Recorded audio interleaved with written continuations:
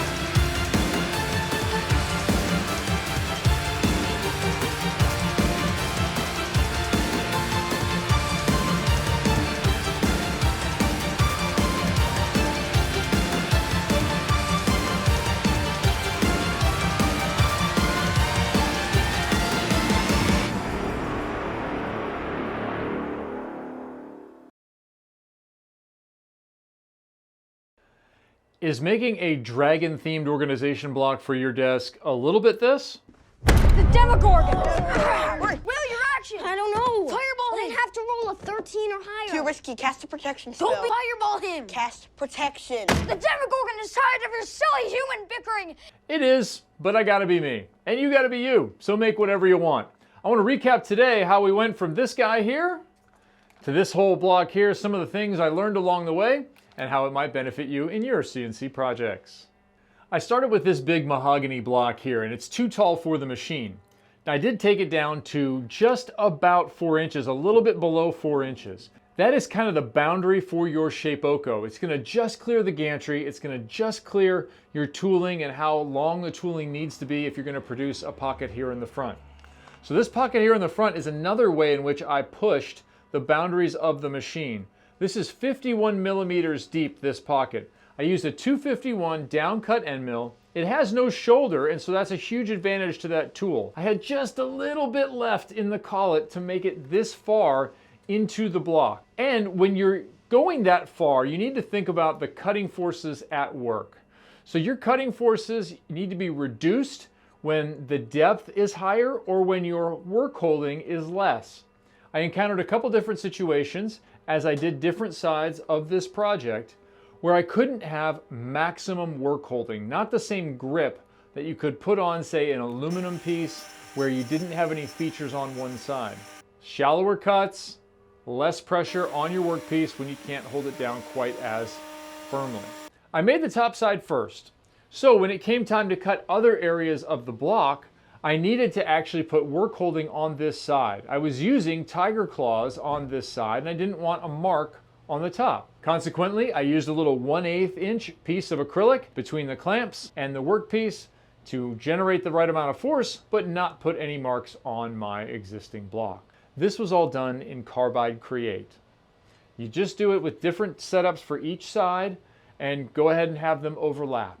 This is 2 totally different setups at different times with 3 power cycles on the machine between and a re-zeroing of the center of the block, and yet the overlap, I'm stoked on it.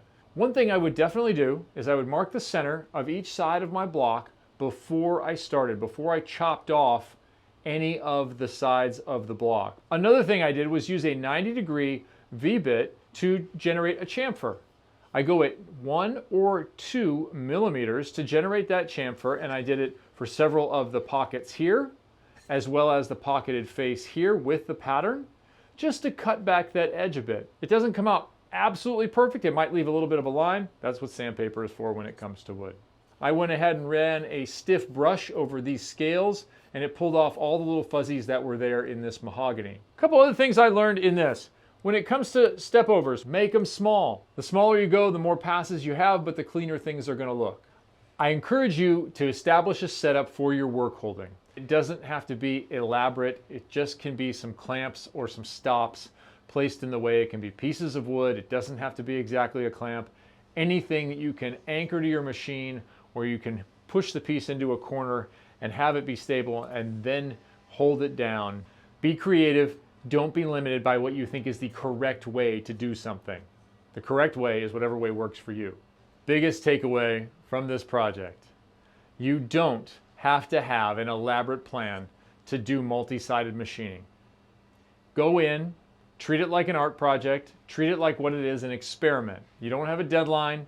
You don't have some hard and fast specs for someone else that you have to hit with your machine or your project.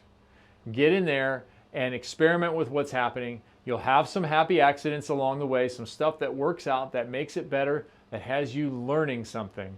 You'll also have maybe a more fatal accident. That's okay. That's why you're doing this. That's part of the fun, is the journey and the adventure and the ability to make anything you want, no matter how nerdy. Go ahead, be you. Something is coming. Something hungry for blood. A shadow grows on the wall behind you, swallowing you in darkness. It is almost here. What is it? What if it's the Demogorgon? Oh, Jesus, we're so screwed if it's the Demogorgon. It's not the Demogorgon. An army of troglodytes charge into the chamber. Troglodytes. Told you.